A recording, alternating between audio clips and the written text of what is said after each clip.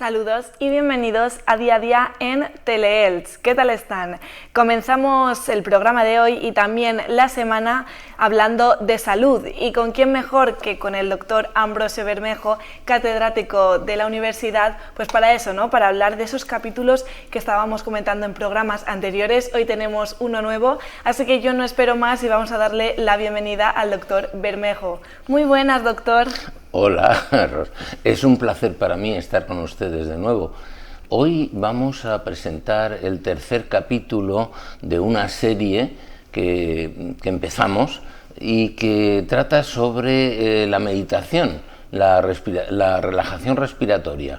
Entonces, este capítulo, tercer capítulo, bueno, es el capítulo 115 del total, pero es el tercero de la serie sobre meditación, respiración, relajación respiratoria. Y vamos a hablar otra vez sobre el estrés, la ansiedad, la depresión, el suicidio y las drogas. Son temas muy interesantes. Rosa, tú me preguntaste la última vez si podíamos hablar pues del cannabis, que está tan de moda, derivado del cáñamo, y de otros temas interesantes, como es el suicidio, que está muy de moda ahora porque está en aumento. Se habla poco del suicidio, realmente en prensa sale muy poco, pero van a sorprenderse de algunos datos que vamos a dar.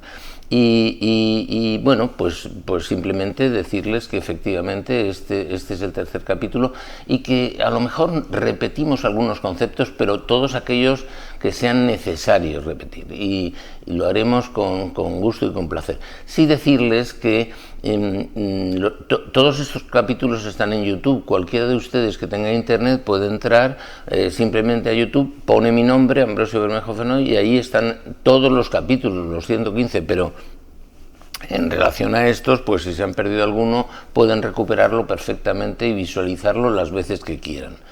Bien, vamos a empezar a hablar sobre el estrés, porque el estrés es un poco el padre y la madre, no solamente de muchas enfermedades, no solo son el origen de algunas enfermedades, sino que además ayudan a perpetuarlas y agravarlas, y en cualquier caso siempre el estrés está metido por en medio. La hormona del estrés es el cortisol, y el estrés puede ser agudo o crónico. El agudo, pues lo hemos dicho otras veces, a lo mejor nos salva de un atropello, te das cuenta enseguida, das un salto hacia atrás y bueno, eso es el estrés. El estrés agudo es bueno. Es el crónico, es la gotita de todos los días, pues tu ambiente familiar o tu ambiente de trabajo, o incluso algún amigo o alguna amiga, ¿no? Que pues la gotita de todos los días es el que cronifica el estrés, y este es el malo, no el agudo. Además, un poco de estrés tiene que haber siempre. Bien, este último, el estrés crónico, tiene que ver con múltiples enfermedades, ya lo hemos dicho, y hay un equilibrio entre estrés y tolerancia. Es decir, si el estrés es muy intenso y la tolerancia baja, mal asunto, porque se rompe el equilibrio. Si el estrés es poco y la tolerancia es alta, pues perfecto, porque vamos a ser resilientes. Luego veremos, la resiliencia es la capacidad de volver a la forma. Es una palabra tomada de la física y es, por ejemplo, si cuando se rompe ese equilibrio entramos en patología. Fíjate que aquí tenemos he traído para hacer un esquema, vamos a ver qué tal se ve. Miren, estrés siempre existe porque mientras estamos vivos tenemos estrés y es necesario para mantener el tono vital. En estos momentos, ya lo dijimos, estamos en ondas beta. Claro. Esas ondas beta nos permiten, con un cierto grado de estrés, hablar entre nosotros, comentar, trabajar, pues hacer la actividad diaria que tú estés acostumbrado a hacer. Por tanto, en este esquema que tenemos aquí, si lo podemos ver a mayor aumento, ¿ahí lo tenemos? Pues sí, lo tenemos claro. Fíjense, en esta coordenada es el tiempo que pasa, el tiempo, porque el estrés es acumulativo también, es decir que... Pero siempre hay un cierto grado. Fíjense, si yo represento con este punto el grado de cierto estrés, porque en esta línea tiene representado el tiempo y aquí el grado de enfermedad o patología que vamos a seguir, pues siempre habrá un poquito de estrés. Tengo que estar muerto para no tener ningún estrés. Claro. Pero el cortisol es necesario, un poquito, eso es. Bien, ese cierto grado de estrés pues mantiene el equilibrio entre la tolerancia y la agresión. Este es un poco el ambiente que tú tienes alrededor, lo que tú aprecias o percibes como amenaza a tu integridad, ¿no? Bien, pues llega un momento en que ese estrés se va transformando, aumenta, ¿no? Vamos a hacerlo en esta línea. Y entonces surge la ansiedad.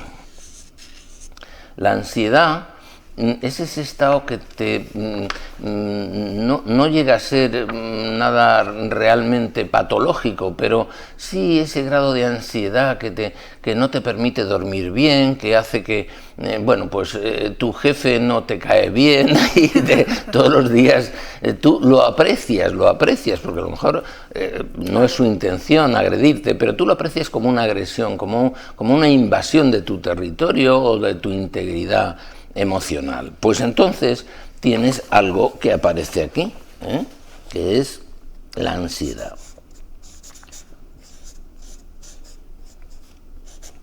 Lo ponemos aquí.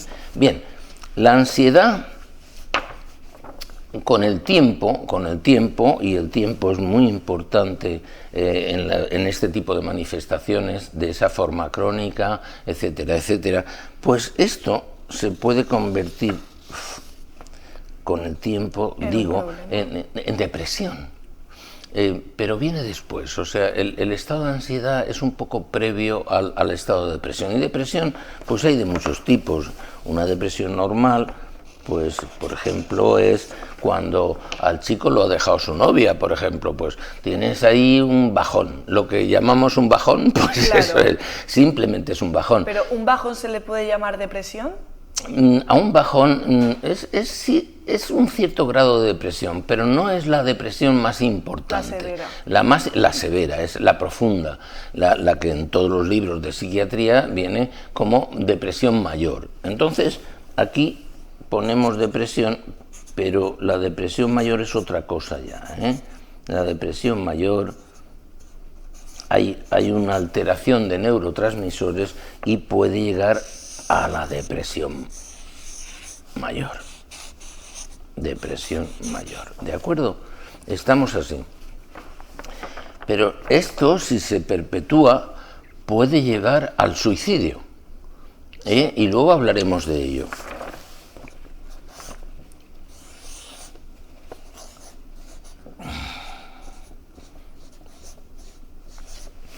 La depresión menor, la depresión simplemente no necesita ser tratada con fármacos. Todo esto se produce porque hay una serie de alteraciones en nuestro sistema nervioso. Las neuronas, este es un axón, es el terminal de un axón, se comunican entre sí por sinapsis. Las sinapsis son espacios que quedan entre la prolongación de una neurona y otra neurona. Eso es una sinapsis. Y se comunican a través de neurotransmisores. Pues cuando esa neurotransmisión se altera es cuando se producen todos estos fenómenos que estamos realizando. La ansiedad, la depresión mayor e incluso el suicidio. Este es lo que nos preocupa. Ahora, el tema está en ¿cómo salir de aquí? Es decir, que dices, bueno, ¿qué hacemos para que todo este proceso, para detenerlo? Aquí está, este es el círculo estrés y ansiedad. Solo hay 3 caminos de salida. Las drogas naturales, que son las endorfinas, que pertenecen al sistema morfinoide interno, las anandamidas, que pertenecen al sistema cannabinoide interno, y se llama sistema morfinoide porque las endorfinas se parecen a la morfina, o sea, pero son drogas naturales que producen las neuronas. Y las anandamidas pertenecen al sistema cannabinoide interno. aquí hay que resaltar dos hechos. Tenemos morfina natural y cannabis natural, no necesitamos nada. Estas son nuestras drogas naturales, pero con una ventaja enorme sobre las demás, sobre las drogas artificiales, y es que se producen cuando las necesito, donde las necesito y en la cantidad que necesito, cosa que no pasa ni con una droga artificial ni con cualquier otra droga, tanto sea legal o ilegal. No, si tú te tomas una copa de alcohol, pues es igual para todo el mundo, o 2 tazas de café, que también es una droga artificial. Analgésicos, opioides, de eso tenemos que hablar también, porque dices, ¿cuáles son legales? Pero ¿es legal una droga que te manda el médico y que te da el farmacéutico y que son personas honradas y que te tienes que fiar de ellas? Sí, pero hay que decir algo sobre ellos, importantísimo, y es que el responsable final de lo que tú te tomas eres tú. No es ni el médico que te lo recetó ni el farmacéutico que te lo entregó. Eres tú el que tiene la última responsabilidad de tomar o no tomar un analgésico opioide, por ejemplo. En cuanto al alcohol, al café y al tabaco, pues sí, pues decir que pues que son psicotropos, todo esto son psicotropos. Las ilegales, por supuesto, pero las legales también son psicotropos. El alcohol actúa como un psicotropo sobre el cerebro, el café, el tabaco, la nicotina, la teína también, en exceso. Y los analgésicos opioides que se recetan perfectamente y que se pueden obtener en la farmacia. Bien, sí, de ello pues podríamos hablar. Fíjate que sobre el café, que es una droga, a mí me sorprende que sea una droga y es legal y todo el mundo toma. Y el tabaco es una droga admitida. Pero acuérdate lo que decíamos sobre el ritmo circadiano. Fíjate que cuando tú sales del sueño, esta es la zona de sueño, ya lo vimos la vez anterior, pero simplemente es que tú pasas de ondas teta del sueño a ondas beta, pero pasas por ondas alfa. Aquí era un momento ideal para hacer meditación, ya lo dijimos, ¿no? Pero es que tardas 1 hora en salir de las ondas teta. Si tú te tomas una taza de café, sales disparada para coger el coche, para irte corriendo, porque no llegas al trabajo, pues sal un poco antes. Pero si tú te tomas una taza de café bien cargadito, sí que sales antes, pero sales de una forma antinatural. Nosotros nos basamos siempre en que tenemos unas drogas naturales que hay que fomentar y que cualquier otra que se salga de ahí, pues resulta que de una forma o de otra va a actuar negativamente. A mí el café me encanta, me gusta muchísimo cómo huele, cómo sabe, pero no puedo tomar porque me produce taquicardias y extrasistolias y luego se vuelve una adicción también, porque hay gente que necesita, como tú comentabas, al levantarse tomarse una taza de café.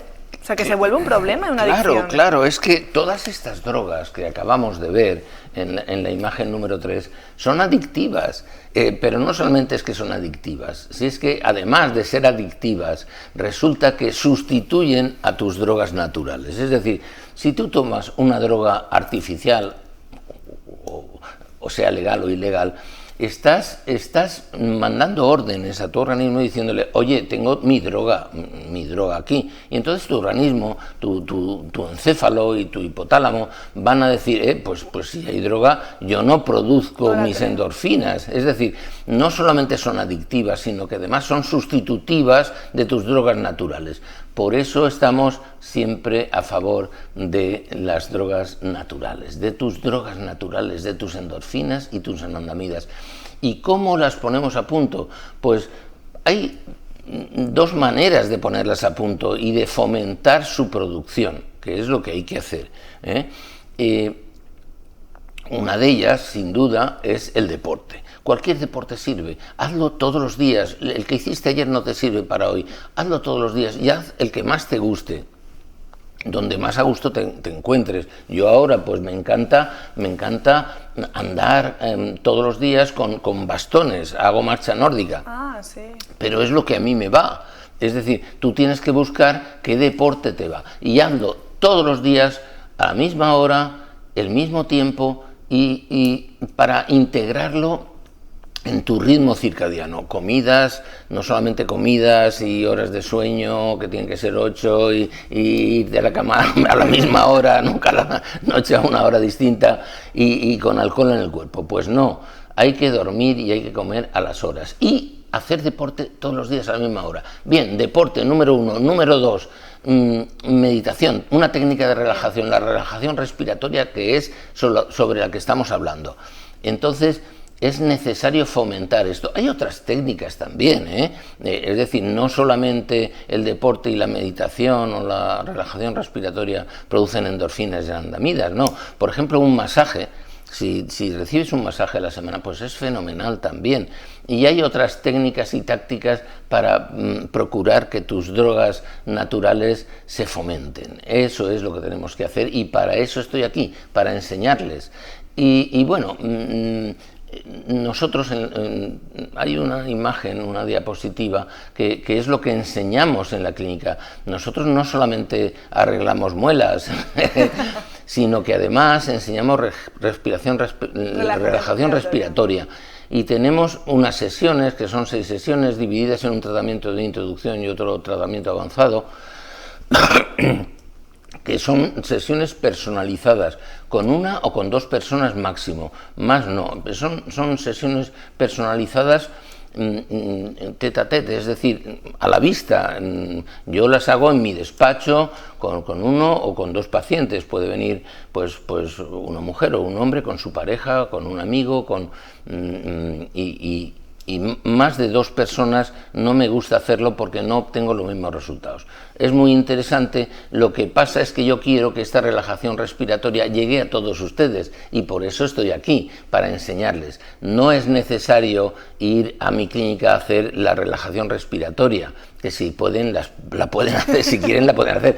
Pero yo estoy aquí para, a través de estas 10 sesiones, que son un poco más profundas y más amplias que estas sesiones que reflejo aquí, pues poderlo hacer, para que llegue a todos ustedes, para que todos ustedes se puedan beneficiar de una forma absolutamente gratuita.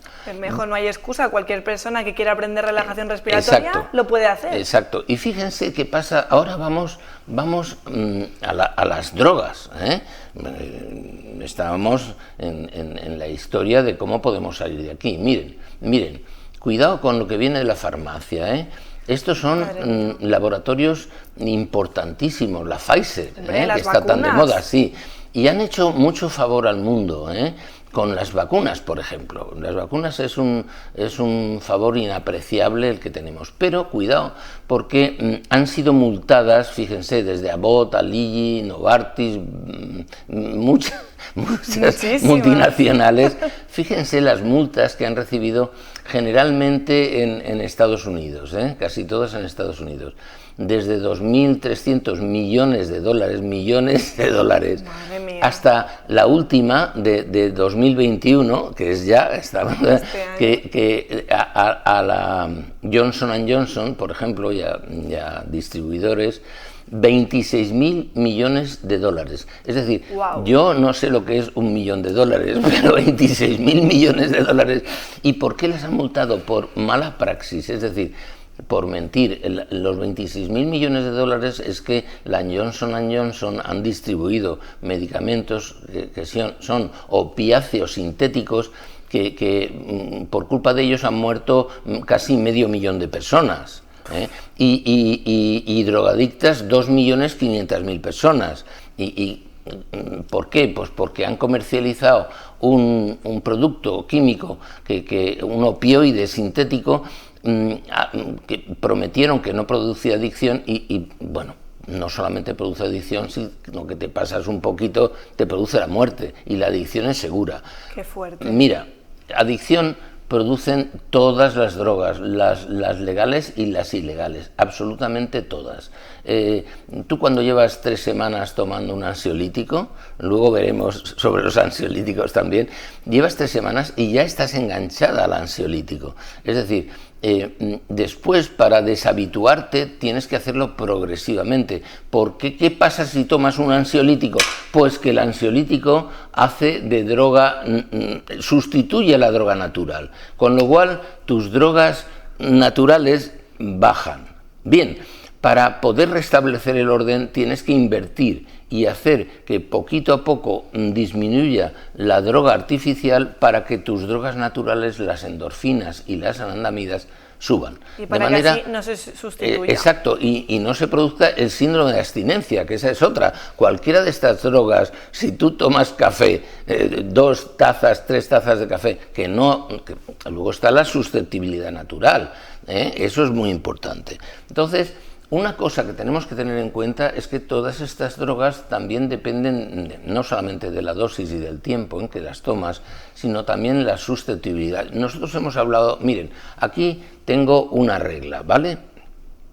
La vamos a contrastar. Bien, ¿qué es la resiliencia? La resiliencia es la capacidad que tiene esta regla cuando está sometida a una tensión de recobrar la forma cuando tú no la sometes a esa tensión. Lo mismo pasa con el estrés. Si tú tienes una gran capacidad de resistencia al estrés, pues no pasa nada, pero la regla va a recuperar su forma, esa es la resiliencia, si es capaz de resistir, si es capaz de aguantar esa presión que decíamos antes. Que no es capaz, pues entonces pasa lo que suele suceder con todo. Cuando yo someto esto a un exceso de fuerza, se rompe. ¿Entendido? Me ha dado. Bueno, es una tontería, alguna vez lo hemos hecho, pero es que es así. He roto una regla, no servía porque estaba estropeada. pero entonces viene la patología, Claro. Entonces tenemos que actuar antes de que llegue la patología, y tú puedes actuar fomentando tus drogas naturales con drogas artificiales, que ya hemos visto las gracietas que hacen, y bueno, pueden ser legales o ilegales, me da lo mismo, da igual. Cuidado porque de la farmacia muchas veces llegan elementos que no son muy aconsejables. El suicidio es el final, lo que hemos dicho que pasaba al final. Fíjate que el Instituto Nacional de Estadística ha publicado los datos. Estamos en el Instituto Nacional de Estadística de 2021, o sea, eso está actualizadísimo. Ha publicado datos relativos a 2019, van con un poquito de retraso, no importa, que indican que un total de 3.671 personas fallecieron en España por suicidio, de las cuales hay más hombres, 2.771, que mujeres, 900 mujeres. Es decir, el suicidio, estamos ya en cifras de diarios de casi 11 por 100.000 habitantes. Esto, suicidios diarios. El suicidio ha superado, por ejemplo, a las muertes en carretera. ¿Y en España? Es la segunda causa de muerte, cuidado, ahora te vas a sorprender de más cosas. Y es la segunda causa de muerte después del cáncer, pero ya estamos por delante de las muertes en carreteras. Y miren, en relación con el estrés o la depresión, miren, esto es un estudio que se ha hecho en Estados Unidos sobre 22.000 personas suicidadas, 22.053, entre 16 y 74 años, y han estudiado las profesiones que tienen. El número 1 es el médico. Y el número 2 es el dentista. Y yo soy médico y Eso dentista. Eso te iba a decir, hermano. Estás justo ahí, Estoy en el frente. Por eso hago meditación. Para fomentar endorfinas y anandamidas. Los abogados, pero fíjate, los electricistas están ahí, farmacéuticos, granjeros, científicos, sí, pero este es el orden real de esas 22.000 personas suicidadas en Estados Unidos, ¿vale? Así que ténganlo en cuenta, es decir, bueno, pues a lo mejor los médicos estamos más sometidos a estrés y a bullying, juegas con la vida de las personas, no juegas, estás cuidando de la vida de las personas y se te mueren, algunos pacientes se mueren, todo el mundo se tiene que morir, pero nos afectan mucho lo que les sucede a los pacientes, aunque no lo parezca, sí que nos pasa y sufrimos profundamente lo que les sucede a nuestros pacientes. Y luego hay más datos, por ejemplo, vamos a ver la siguiente imagen.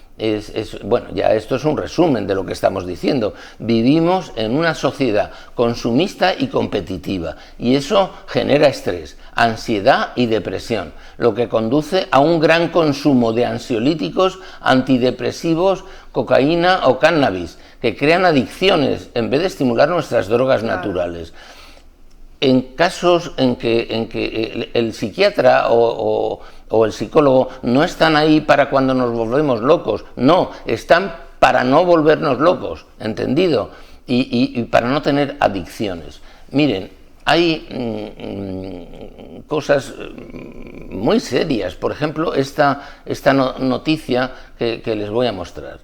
Esto es un informe, asómbrate, por favor. Seguro. Informe del JIFE, que es la Junta Internacional, no es una entidad nacional, no, es internacional, de fiscalización de estupefacientes.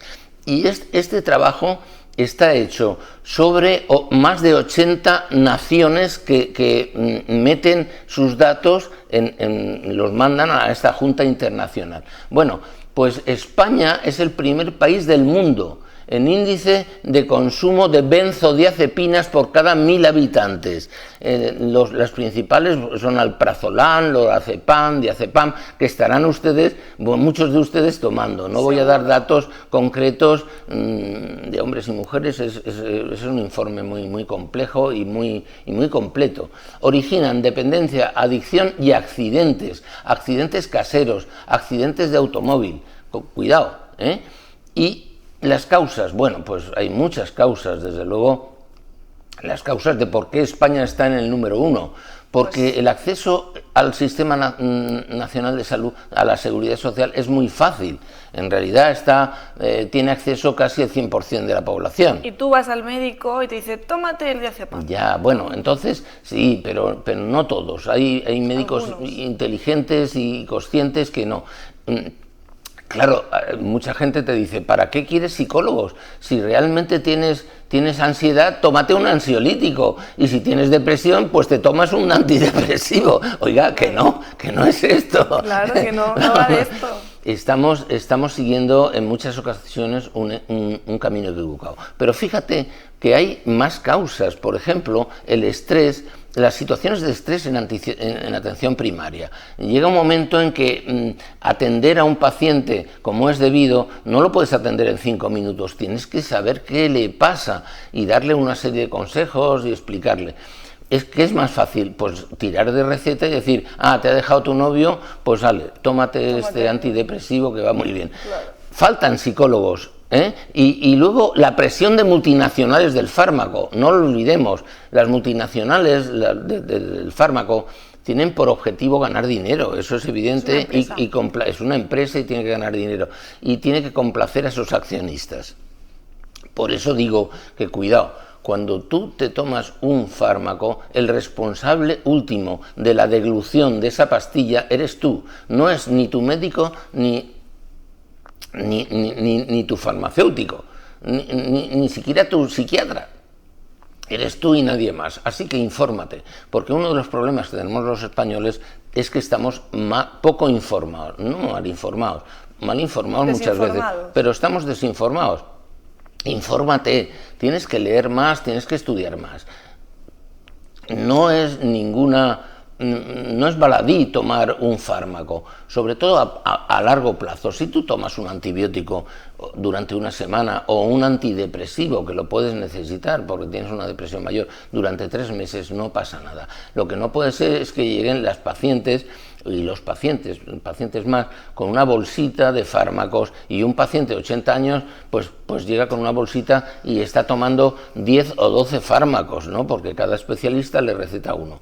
Eso no puede ser. Entonces tenemos que adquirir una mayor conciencia de nuestra salud y tenemos que saber que para conseguir esa estabilidad emocional también tenemos que hacer cosas que fomenten tus drogas naturales, tus endorfinas y tus anandamidas. Y para eso estoy aquí, para enseñarles. Y la próxima vez hablaré ya entraremos en la técnica de meditación y sobre todo en en la situación preparatoria, cómo prepararnos para esa relajación respiratoria que tanto insisto y tan importante es, además de hacer ejercicio físico y alguna otra actividad que te complazca. ¿Te gusta ver obras de teatro? Pues ve a ver teatro. Y bueno, nosotros estamos a su disposición para lo que nos necesiten. ¿Que alguien quiere revisar alguna de estas películas en YouTube? Allí estoy, Ambrosio Bermejo Fenoy, les espero allí. Pueden verlas las veces que quieran. Bien, han sido ustedes muy amables por aguantarme otra vez, repetir algunas cosas que ya sabían, pero yo creo que es muy importante concienciarse de la importancia que tiene del por qué necesitamos la meditación, por qué necesitamos hacer ejercicio físico. Quiero que lo sepan y les contestaré a cualquier sugerencia que me hagan. Muchísimas gracias. Bermejo, ya hemos dado más o menos las claves: ejercicio, meditación y una buena alimentación. Sí. Y si el problema va un poco más, ir al psicólogo, que es muy importante, hay que promoverlo. Yo creo que más o menos, y ya en el programa siguiente ya nos adentraremos un poquito más. Exacto, un poquito más, poco a poco. Bermejo, ha sido un placer tenerte en Día a Día, y nada, que nos vemos la semana siguiente, pues eso, hablando un poquito de esas técnicas de relajación. Muy bien, pues hasta pronto. Y a ustedes, nada, pues volvemos en un momentito en Día a Día en Teleelch. No se vayan.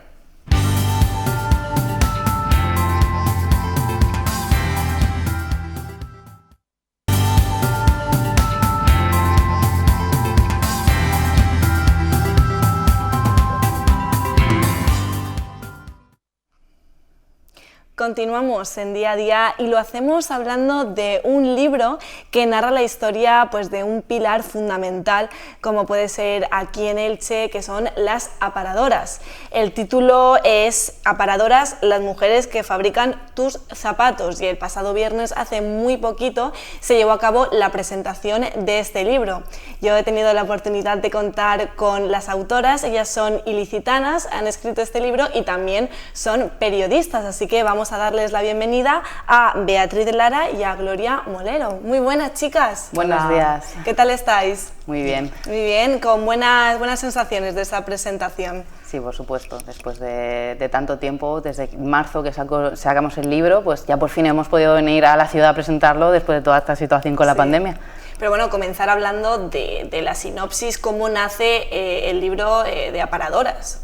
Bueno, Aparadoras es una idea que ya teníamos Gloria y yo desde hacía un tiempo ahí aparcada, que era recoger las historias de las mujeres que un poco, pues, han sustentado la economía tanto de Elche como de toda la provincia de Alicante, ¿no?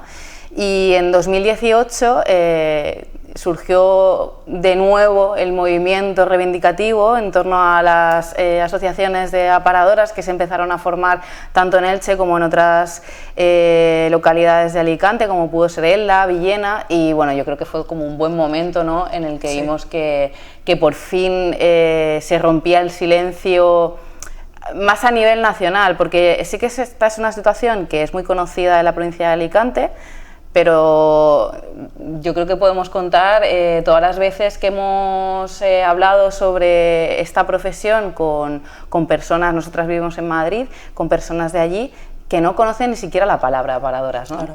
También es muy importante que al fin hubo un movimiento más colectivista de una forma pública, que no era tanto casos aislados o casos familiares que todos conocemos en la provincia de Alicante, sobre todo en Elche, sino que muchas mujeres a la vez se unieron para hacer que sus historias fueran un movimiento político, no un movimiento solo cotidiano, que es un poco lo que vivíamos aquí, sobre todo en Elche, de la cotidianidad del trabajo negro, el trabajo ilegal, por así decirlo. Sí. Entonces todo eso ya era muy cotidiano y ahora ya se ha hecho más político. Y queremos reivindicar también, bueno, que lo personal es político y la personalidad y la vida de estas mujeres es política, pura y dura. Sí, yo creo que esto se desconocía en parte, por ejemplo, en Madrid, ya que en Elche todos conocíamos algún caso, incluso el nuestro propio, porque yo sé que vosotras tenéis familiares que han sido aparadoras, pero nos lo callábamos, nos lo dejamos para adentro y no lo decíamos, ¿no? Y ahora poco a poco se está dando a conocer toda esa problemática. Sí, de hecho, uno de los objetivos que teníamos con el libro, y por eso está escrito de la forma en la que está escrito en primera persona, son testimonios en primera persona que que las mujeres que aparecen en el libro han tenido a bien compartir con nosotras con una generosidad inmensa, porque son historias, muchas son muy duras, muy personales, y fueron muy generosas al compartirlas con nosotras y con toda la gente que está leyendo este libro. Y es cierto que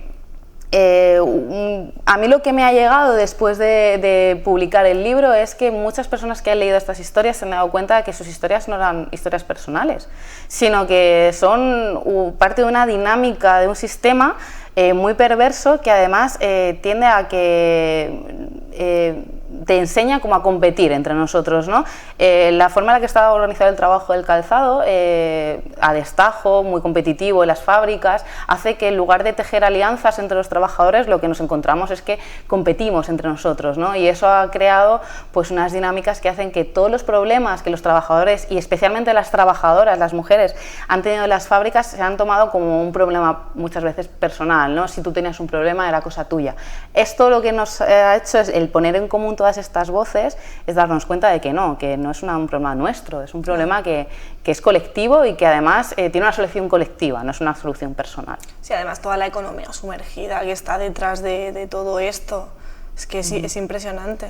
Sí, que luego se habla mucho de que Carrús es el barrio más pobre de Europa, pero no se habla por qué. Y aquí en Elche sabemos que es por la economía sumergida. Ahí está. Lo malo es que no hay datos al respecto, porque cuando buscamos datos para hablar de la economía sumergida y de cómo las mujeres que trabajan en el calzado sufrían sobre todo en sus carnes esta economía sumergida, no solo ellas, también cualquier trabajador. Mi padre trabaja en una fábrica, estaba todo bien, o sea, no es parte de la economía sumergida, pero mis padres llevan toda la vida trabajando en fábricas y en la industria del calzado, y todos conocemos las fábricas que se queman, la industria del calzado, fábricas que desaparecen. Y entonces Carrús, pues, o sea, bueno, esto debería hablar de Carrús, pero es parte de una gran economía sumergida de la cual estas mujeres también sufren en sus carnes. Claro, cuando se habla de economía sumergida y cuando vemos en los medios nacionales aparecer titulares como pasó hace unas semanas que apuntan a Carrús concretamente como el barrio de España. Más pobre, no es el barrio más pobre, es el barrio con la renta per cápita aflorada más pobre. Sí, claro, por supuesto, pero detrás de todo eso hay toda una serie de circunstancias que muchas veces nos quedamos en el dato y no vamos más allá, ¿no? Entonces, lo que ha ocurrido y seguirá ocurriendo, porque Carrús seguirá apareciendo dentro de los datos de la agencia tributaria como el barrio con renta per cápita, y esto seguirá pasando durante los próximos años, y cada año volveremos a sufrir, cada vez que salgan esos datos, una nueva criminalización del barrio, ¿no? Con titulares que realmente son terribles, porque luego dentro del barrio, efectivamente, como muchos otros barrios, y desde luego Carrús no es el único barrio vulnerable de la ciudad, también pasa en el Pla, pasa en otros barrios. Lo que te encuentras en los medios nacionales en muchas ocasiones es una criminalización que apunta a la inmigración, cosa que no es así, no se puede decir. Y desde luego, y no dudo que pueda haber problemas puntuales, pero no se puede decir que haya un problema realmente con la inmigración en Elche, no lo hay, no hay una conflictividad enorme, sí. Evidentemente hay una serie de recursos que son limitados, el trabajo es limitado, encontrar trabajo en esta ciudad es muy difícil, y por eso personas como Gloria y como yo llega un momento en el que vemos que pues, largarse un futuro aquí como personas jóvenes es muy complicado y decidimos emigrar. Pero igualmente personas que vienen aquí buscándose la vida y bueno, no creo que sea un problema de conflictividad, sí que hay una lucha por los recursos y eso es normal, ¿no? Y eso ocurre en cualquier barrio y en cualquier ciudad. Y no hay que criminalizar ningún barrio ni ninguna ciudad por ello, ¿no? Y yo creo que se ha entrado en un discurso muy peligroso en eso que puede llevar a verdaderos problemas de conflictividad. Es muy fácil decir que Carrús es el Bronx, como pasó hace muy poquito en ese reportaje tan polémico que se llevó a cabo, pero es porque no han ido más allá, no han buscado cifras, el porqué, ¿no? Como comentabais vosotros. Sí, va mucho a la anécdota, ¿no? Y desde luego no negamos que pueda haber sucesos como pasan en cualquier otro sitio, pero no por eso vamos a decir es un barrio más inseguro que no, en realidad no lo es tan seguro como cualquier otro y tan inseguro como cualquier otro. Es una forma de echar la culpa al barrio cuando el problema es el sistema que sustenta este tipo de prácticas que dejan a la gente pues en una situaciones vulnerabilidad. precarias. Sí. Y todos estos datos los aportáis, imagino que en el libro de Aparadoras, parte, ¿no? Sí, realmente nosotros más que que en los datos en sí hemos querido centrarnos en las historias de las personas y que fueran ellas mismas las que contaran sus historias. Digamos que cuando tú lees el libro tienes un recorrido desde finales de los años 50 hasta la actualidad de cómo ha ido evolucionando la industria del calzado a través de diferentes voces.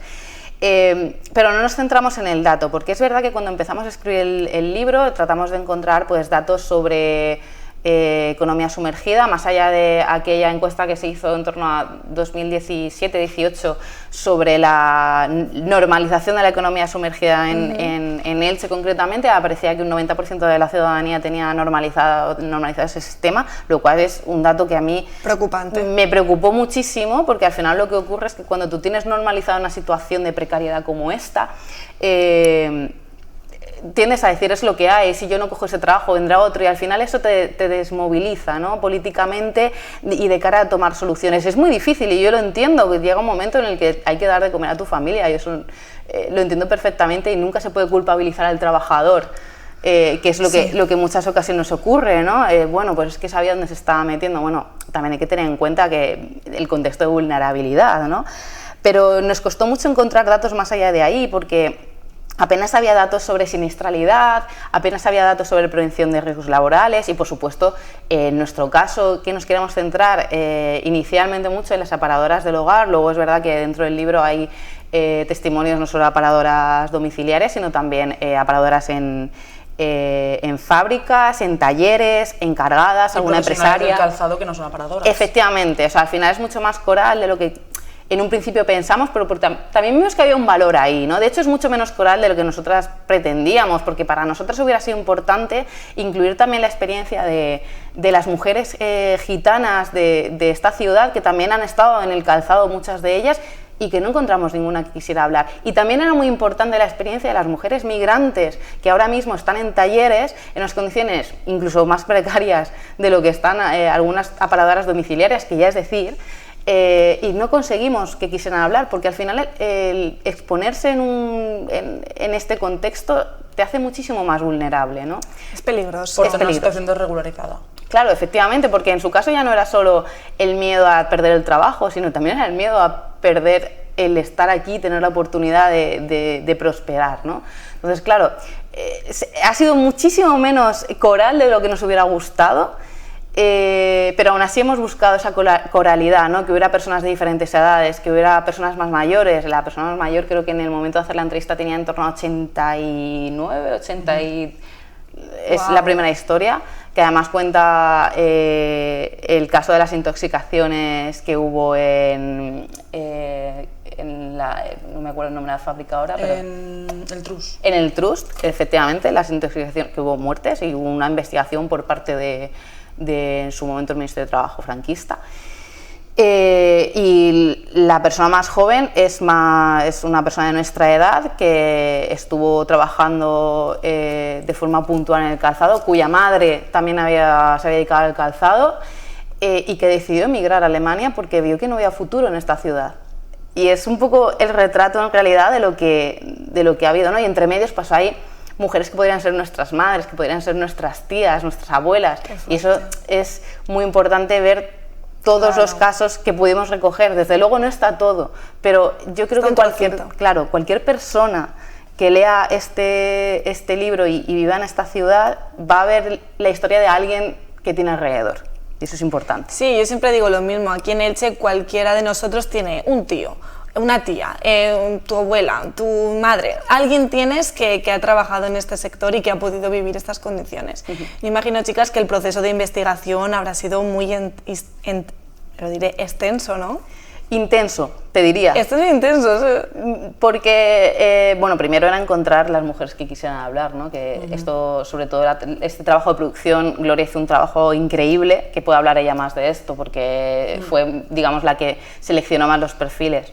Sí, un poco ir tirando del hilo y... Sí, pero por eso cuando se dice un libro escrito por, realmente nosotras lo que hemos hecho ha sido buscar a las mujeres que quisiesen hablar, las historias, como el orden en el que colocarlas, transcribir y editar. Realmente no ha sido escrito porque nosotras no hemos escrito gran cosa, porque al fin y al cabo es un libro de historias de vida. Testimonios. Y son testimonios, con lo cual era sobre todo encontrar a aquellas mujeres que quisiesen hablar y qué aportaba cada historia para que la historia esta generacional que hemos contado del desarrollo de la industria, tanto a nivel económico, social y de género y de clase también, que cada una aportase un valor distinto, un tema distinto, que se pudiese sacar un algo diferente de cada una de ellas. Claro. Entonces, es que lo bueno, por desgracia, es que todas conocemos a alguien que se ha dedicado al calzado en Elche y casi todas conocemos a alguien que se ha dedicado al calzado en Elche de forma precaria, si no sumergió con mucha explotación. Entonces no fue del todo, o sea, lo que ha dicho Beatriz antes de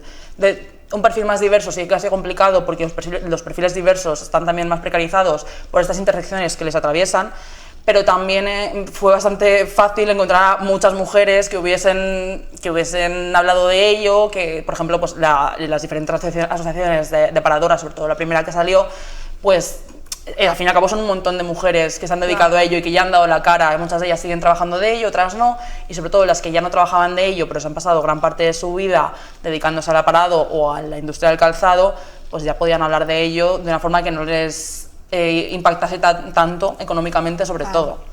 Sí, bueno, chicas, para ir terminando la entrevista, ¿podríamos decir que hay esperanza o se están haciendo las cosas o se están estancando?